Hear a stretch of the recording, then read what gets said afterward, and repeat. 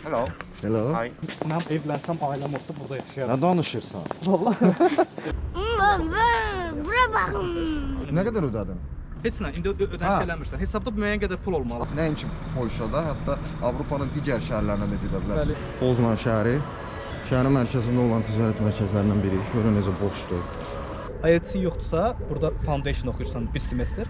Avropanın gecə həyatı. Yəni kontroller cihazı belimiz qırıldı.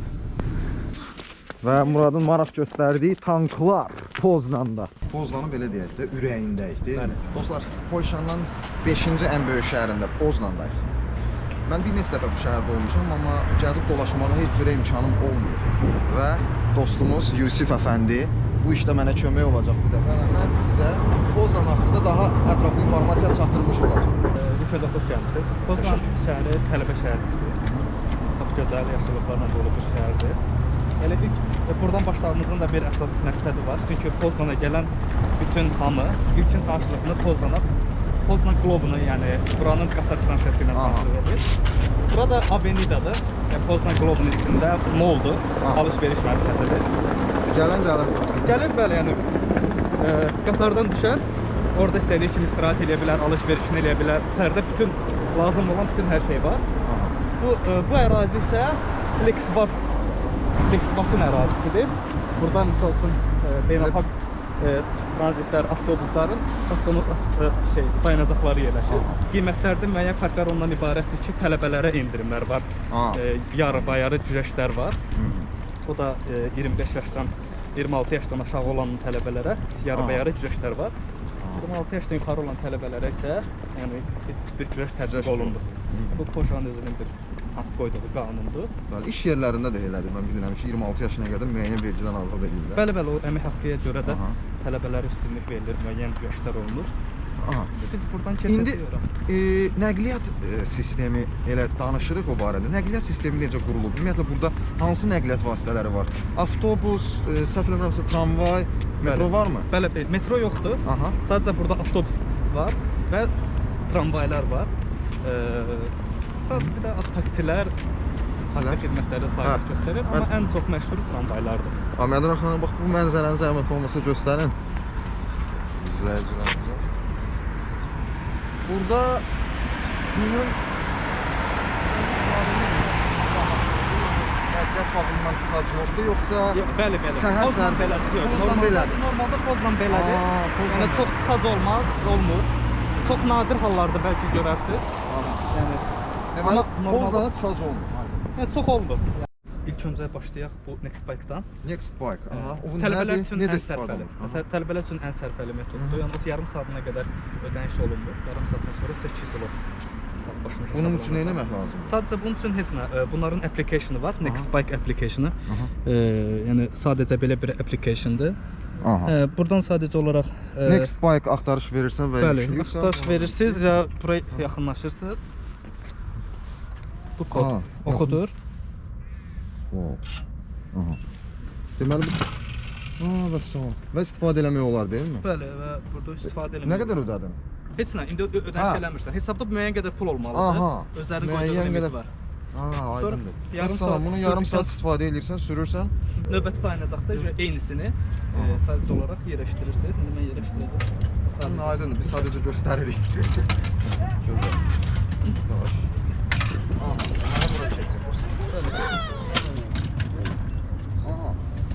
Yəni bu baxımdan mən kiçik şəhərlərdə görməmişəm, yəni əsasən iri şəhərlərdə olur, deyilmi? Varşava, Poznan, Wrocław bu şəhərlərdə istənilən yerdə rast gəlmək olur. Hər şəhərdə yoxdur. Məsələn, mən Qdanskda yaşadım biri. Qdansk şəhərində yoxdur. Xeyr. Amma Varşavada hal-hazırda orada yaşayıram. Varşavada var. Poznanda həmişə olub, heç vaxt yəni problem olmur bununla bağlı. Bir də şeylər var, skuterlər var. Skuterlər. Onlar biraz sərf eləmir, biraz bahalıqdır. Onların özünün application-ı var.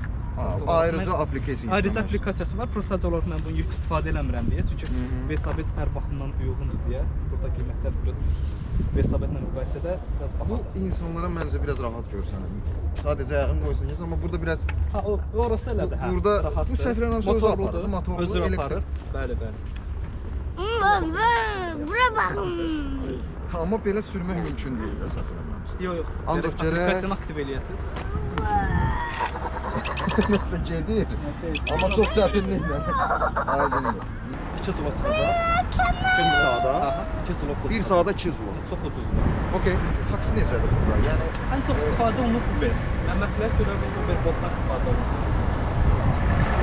Ucuzdur. Çünki bu taksilər, bu Uber'dir misal üçün. Görürsünüz Uber'in taksi. nişanınızda var. Amma bu taksilər qiymətcə bahadır.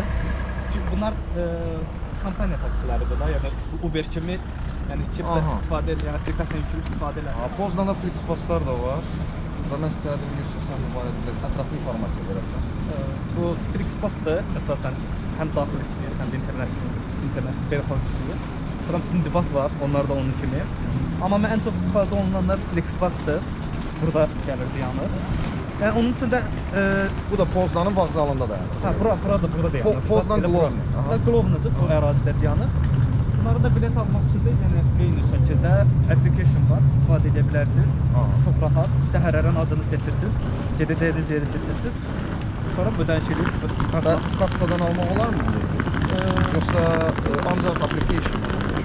mən indiki məqamda hal-hazırda application-la çox istifadə olunur. Yəni oradan da almaq olar əlbəttə ki, amma ən çox istifadə olunan. Yəni problem olmur da. Yəni bəzən insanlar biraz application narahatdır. çox rahatdır. Çox rahatdır. Yəni hər şey telefondan almaq mümkündür. Allah, super. Yəni Flixbusla siz nəinki Polşada, hətta Avropanın digər şəhərlərinə də gedə bilərsiniz. Bəli. Çünki bilirsiniz ki, Polşa vizası ilə bütün Avropa birliyini gəzmək olar. Bəli, Super. mümkündür.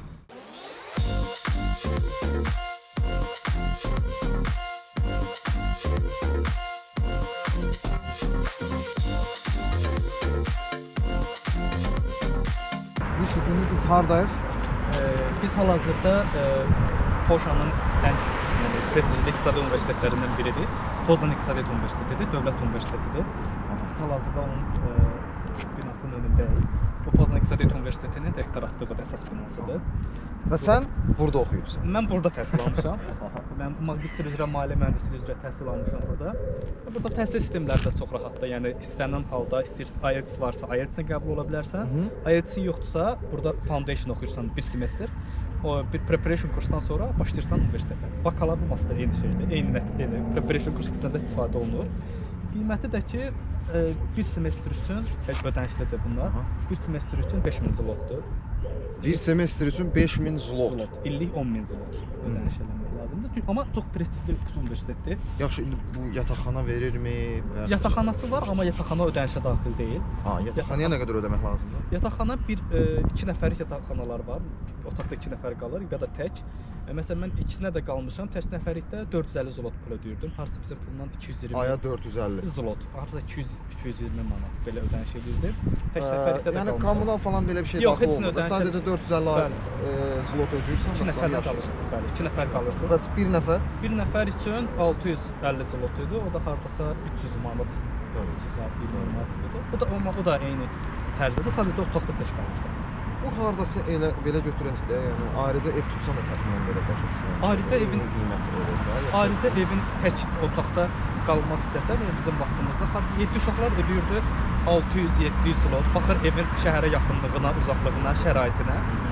Ortalama götürəndə 500 zlota tutmaq olurdu, məsələn qalmaq olar. Yəni qiymətlər hal-hazırda belədir. Çox bahalı şəhər deyil. Mən yeri gəlmişəm, tələbə həyatından bağlı növbəti videoda danışacağam. Sadəcə biz Poznan universitetləri haqqında danışırıq və digər universitetlər yeri gəlmişəm var. Bəli, və özün də gedin tələbə şəhəridir bura. Hansı universitetlər var və ən maraqlıları? Ən məşhur universitetləri Poznan İqtisadiyyat Universiteti, Adam Mickiewicz Universiteti, Poznan Texnologiya Universiteti, sonra Poznan Art Universiteti, İncəsənət Universiteti var. Bunlar burada çox məşhurdur, dövlət universitetləri. Səfərlərimizdə tibb universiteti var mı? Poznan tibb var, oranın tibb universitetləri var. Biraz qıraqda yerləşir, amma tibb universitetləri var. Bəli. Hər universitet var. Poznanda universitetlə bağlı heç bir problem yoxdur. Hər sahənin öz universitetləri, dövlət universitetləri var. Özəllər də var, dövlət də var.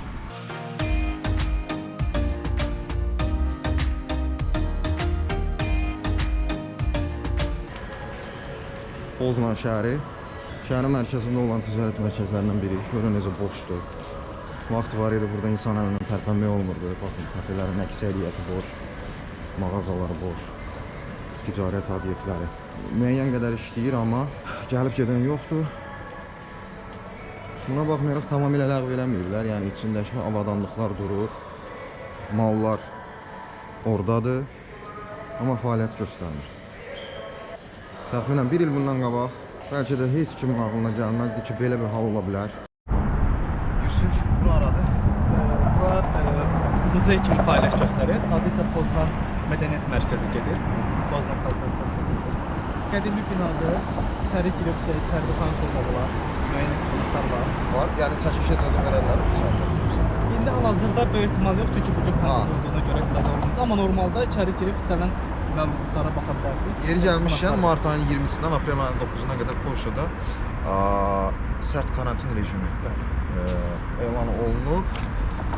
Yaxşı ki, heç olmasa şəhərdən şəhərə getmək olur hələ ki. Adam Mickiewicz parkıdır. Bu Adam Mickiewicz Kim olub bu adam? yazıcısı olub. Aha. Polyak yazıcısı olub. Aha. Bu heykəlidir. Bu da universitetin, burada Adam Mickiewicz Universiteti var qeyd etdiyim kimi. Universitetin əsas binasıdır, rektoratlığıdır. Eyni zamanda müəyyən dərslər də keçirilir. Bura isə parkdır. Adam Mickiewicz parkıdır.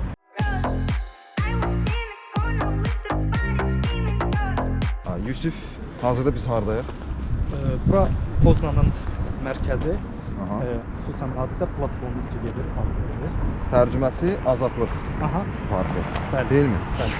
Sənin haqqında biraz informasiya vermək istəyirəm. Çünki birdən-birə sən bələdçi kimi görsəndin və istərdim ki, sən bir özün haqqında informasiya ver. Sən niyə Poznanı seçdin? Poznanda işləyibsənmi, oxuyubsanmı, təhsil alıbsan? Buyur. Mən Poznana Azərbaycanda olanda araşdırma eləmişdim. Yəni təhsil almaq üçün universitetlərdən baxımdan, sırf universitetə gəlib təhsil üçün gəlmişdim. Araşdırdım. Yəni yaxşı universitet olduğuna görə buranı seçdim. Həm ixtisasım da uyğun idi. Həm də universitet dövlət universiteti, prestijli universitet olduğuna görə bura gəldik. Başa düşürəm, sən sevdin, elədin. Sənin hisslərini qoyuruq qırağı. Neytral şəkildə, obyektiv şəkildə hansı özəlliyi var Poznanın digər şəhərlərində? Poznan, mən bir çox şəhərlərdə olmuşam. Poznanın ən böyük özəlliklərindən biri çox kompakt şəhərdir. Aha. Yəni Çox kompakt.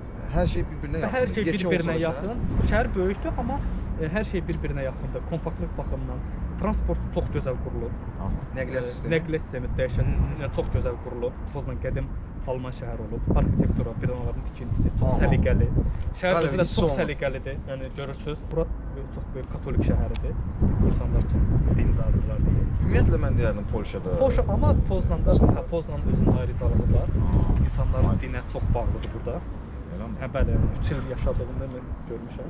Nə iş görürük? Burada ilk öncə gələndə tələbələr üçün bəzi burada zavod, fabriklər var. Misal üçün burada məsələn paketləmə işləri görülür. Sonra bir müddət keçəndən sonra, şəhəri öyrənəndən sonra burada firmalar var. Onlarda misal üçün mühasibatlıq xidməti göstərir, maliyyə xidməti göstərir. Adları məsələn bir çox Amerikan şirkətləri var. Bu şirkətlərdə çalışdım. Ondan sonra isə universiteti bitirdikdən sonra isə başqa şirkətlərə müraciət etmək mümkündür. Və sən ümumiyyətlə Poznanı nə düşünürsən? İş tapmaq asandır, çətindir? Şans işi deyil, 50-50-yədir. Yəni çox, yəni rahat iş tapmaq da olar, yəni tapmamaq da. Yəni sadəcə olaraq mən buradakı uşaqlara, gələn tələbələrə bir növ kömək, dəstək göstərirdim. Onların çoxsu işlə təmin edilməsinə də köməklik göstərmişəm. Burada zavod, fabriklər də var, hansı ki tələbə işinə əlaqədar olaraq part-time istədiyin vaxt gedib işləyə bilirsən. Amma ümumi Part-time zavod, fabrikdə işləmək olur deyil. olur, yəni çünki onlarda vaxt rejimi var, səhər var, günorta var, axşam var, işləmək olur. Amma ümumi tələbələrin məşğul olduğu işlər burada Uber Eats-dir. Çox flexible olduğu. Böyük şəhərlərdə əksəriyyəti populyardır. Bəli, yəni çünki pul Çatdırılmaq dərslə əlaqədar gedə bilmədiyimə görə, ona görə belə işlərlə məşğul olurlar. Avropada da çox yerdə olmuşam, amma nə bilim, bura elə bir ailə ilə mən evlənsəm, ailəm olsa burada yaşayaram. Nə danışırsan? Vallahi. Elə mən də ailəliyəm da qıstaçı. Gəl köz.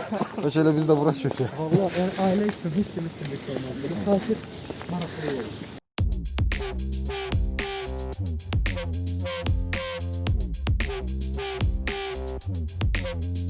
Yusuf, biz artıq Poznanın belə deyək də ürəyindəyik, deyilmi? Bəli, Poznanın qədimi deyək, içəri şəhər kimi götürək. Starrnekdir bura. Görürsüz də Dovşan heykəli. Dovşan, Bu mollara gəlsəz görəcəksiniz ki, orada çoxlu satırlar, məsələn, balaca Dovşan heykəlcikləri.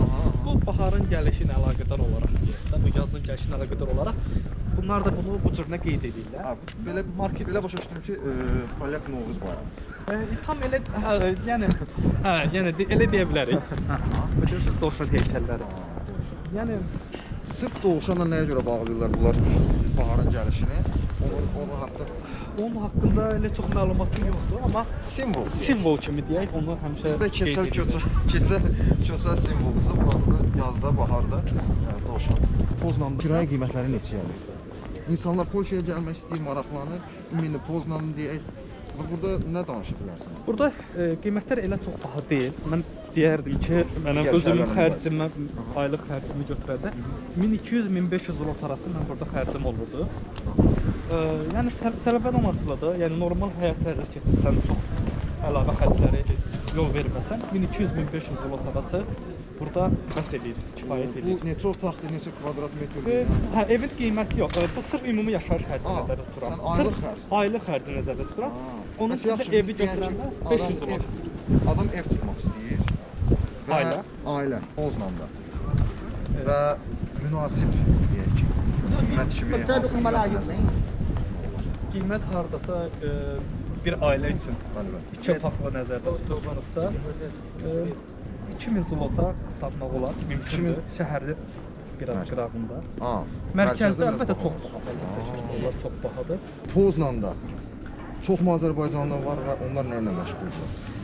Burada hal-hazırda götürəndə ümumi mən tam dəqiq say deyə bilmərəm. 20-yə yaxın Azərbaycanlı var və onların 20 təxmini bəlkə də çox, yəni elə azdır, yoxsa? Az. Çox elə çox deyil hal-hazırda. Bəlkə də biz tanımırıq. Bəlkə də tanımadıqlarımız da var. Məsələn, burada fəaliyyət göstərən Azərbaycanlı varlar, memar kimi fəaliyyət göstərən var. O universiteti qutarıb hal-hazırda memar kimi fəaliyyət göstərir. Sonra maliyyə sektorunda işləyən bir xanım var. O maliyyəçi kimi çalışır. Makkezi şirkətində çalışır. Sonra burada Franklin Templeton'da işləyən Azərbaycanlı tanışlarımız var. O maliyyə şirkətidir, müəssisə şirkətidir. Yəni uşaqların, tələbələr də ki, həm təhsillə əlaqədar olaraq özlərinə yoğun ayrı işlərlə məşğuldurlar. Və belə. Deyilənə görə Poznanın simvolu keçidir. Hello. Hello. Hi. Hi. You can touch. It's very nice. Okay. Super. Symbol of our city. Yes. Symbol of Poznan. Tak? Yes. Okay. 12 o'clock, open the window Aha. and enter goats and will be fight. Aha. 12 o'clock. Biz indi Poznanda tramvaydayıq və Yusif indi online bilet alır. Aldın yoxsa? Yox, alıram bir şəhərdə. Yəni kontroller gəlsin, belimiz qırıldı. Qiyməti Qiymət 4 slot olur. Niyə elə olur? Bax, keçən dəfə Normal. slotuydu, ondan da. Tələbələr üçün 2 slot. Neçə? Sən də tələbə deyilsən. 3 nəfər üçün alıram. Oba. 200 var. 200 var. Okey. Mən sənə nə verərəm? Əslində aparat işləmədi, ona görə online aldı. Bu da gediş haqqıdır. Xüsusi proqram yükləyirsən ona. Mən Yakıya dedi, məşhur proqramdır. Ha, bu da. Məndə var bu. Məndə var. Ha, bax. Yükləyirsiz qardaş, amma əsasən alış aparatdan olur. Aparatdan almaq olur, mümkündür. Ha, bax. Amma çalışın vaxtında alın ki, kontrollər gəlsə cərimədir. 140 slot cərimə olunur. 7 gün içində ödəmədiniz, 280 slota kimi qalxır.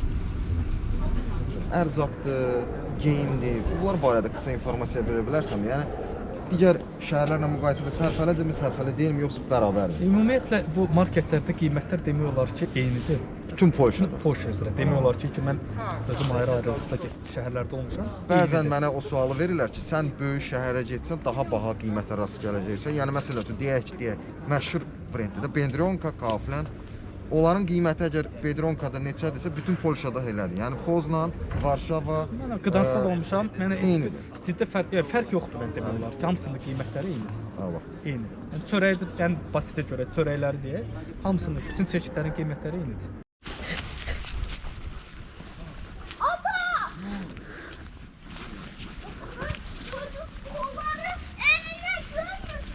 Kimin evidir o?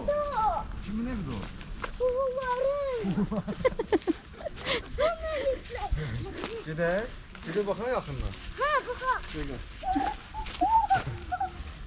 Bak onlarda.